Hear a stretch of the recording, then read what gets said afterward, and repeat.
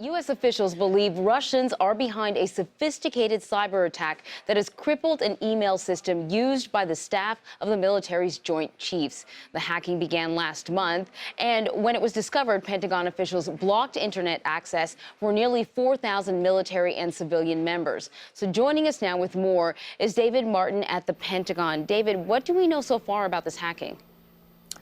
Well, what we know is that it was a very sophisticated attack of the kind that only a state, and specifically either Russia or China, is capable of mounting. And of course, Russia and China both have track records of trying to mount cyber attacks against U.S. computer networks. Exactly what the intelligence is that ties this to Russia as opposed to China is unclear. Because frequently there are no smoking guns in these cases in which you try to attribute the attack to a specific party.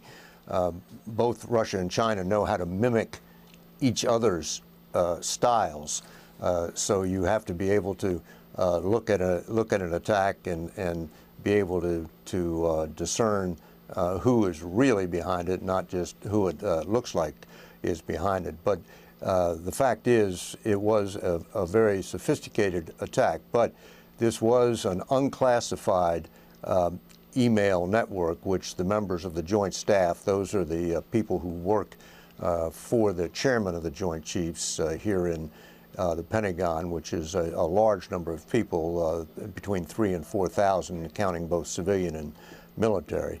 And this forced the Pentagon to take down that email network, which they use to conduct their daily business, arranging meetings and things like that, but do not use to transmit sensitive information. So this has more the appearance of a kind of we're messing with you attack rather than a penetration into a network where they expected to get sensitive information. And they have messed with the Pentagon's Joint Staff email, because the Joint Staff was forced to take down that email system. It's still down, expected to be back up by the end of the week, but they've been using workarounds since. I mean, one thing they've been doing is just using the classified network to conduct some of their unclassified business. David, you know, when we have talked about hacking recently, particularly state-sponsored hacking, often China comes up. Do the Russians have a history of doing this sort of thing as well?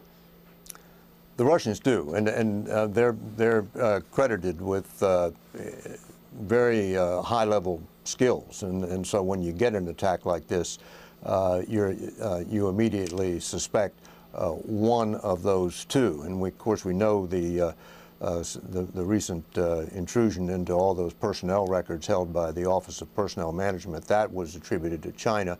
This one, which appears far less damaging in terms of long-term effect, is being attributed to Russia. All right, David Martin at the Pentagon. Thank you very much, David. Yes. All right, now we want to take you to CBS News senior national security analyst Juan Zarate. He's joining us on the phone. Juan, can you hear me? I can. Thank you, Anne-Marie. I want to start, Juan, with the same question that I asked David about the Russians and whether or not they have a history of doing this sort of thing. It seems like we're always talking about China, but what about the Russians? Well, the Russians are actually incredibly good in cyberspace, and David's right. They've used these skills before, and we've seen it against regional neighbors. For example, they've attacked Georgian systems, Estonian systems. The Baltic countries are actually very wary of cyber penetrations and harassment from Russia. And of course, the Russians are suspected of having attacked the State Department unclassed system last year. And so the Russians have the capability. They're known to be sort of exploring this idea of hybrid warfare, where they use different kinds of tools and tactics, little green men in Ukraine, cyber attacks and harassment online to go after their adversaries.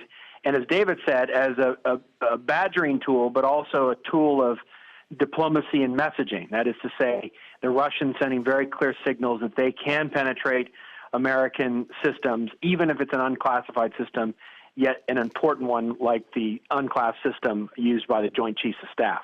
Let's talk about that. It is an unclassified email system. So I sort of have two questions. First off, what sort of information would they have uncovered? Is it information that could be potentially damaging?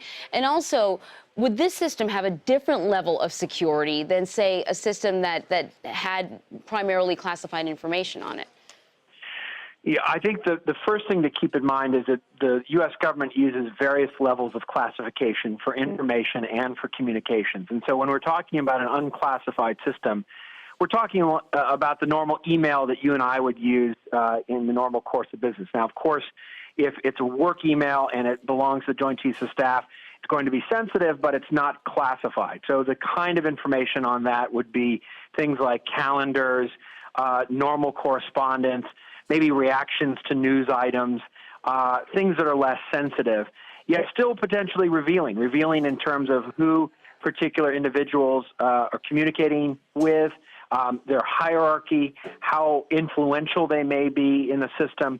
But the good news is the unclassified system, which is often connected to the internet and makes them more susceptible, doesn't have the same type of connectivity, has more vulnerability, obviously, than the classified systems, which are not connected to the internet and don't have the same kinds of vulnerabilities to phishing attacks and Trojan horse attacks from the open source internet domain. Right.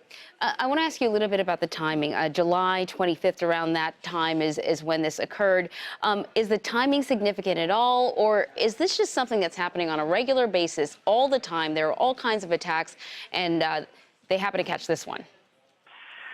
Well, it's a great question because I think the sophisticated attacks from state actors like China and Russia in many ways are happening all the time. They're happening in terms of probes, they're happening in terms of cyber espionage, and they may be happening in terms of potential disruption of Trojan horse attacks. And so that is something that is ongoing constantly.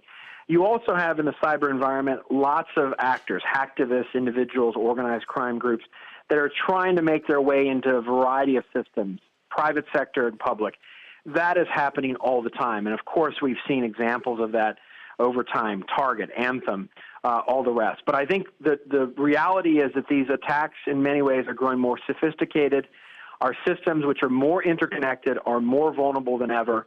And actors like the Chinese and the Russians, and even you saw this with the North Koreans and the Iranians in recent attacks, they're figuring out ways of, at a minimum, harassing the U.S. economy, but perhaps in maximalist terms, getting access to sensitive information and putting U.S. national security at risk. Right. CBS News senior national security analyst Juan Zarate, thank you so much for joining us. My pleasure. Thank you.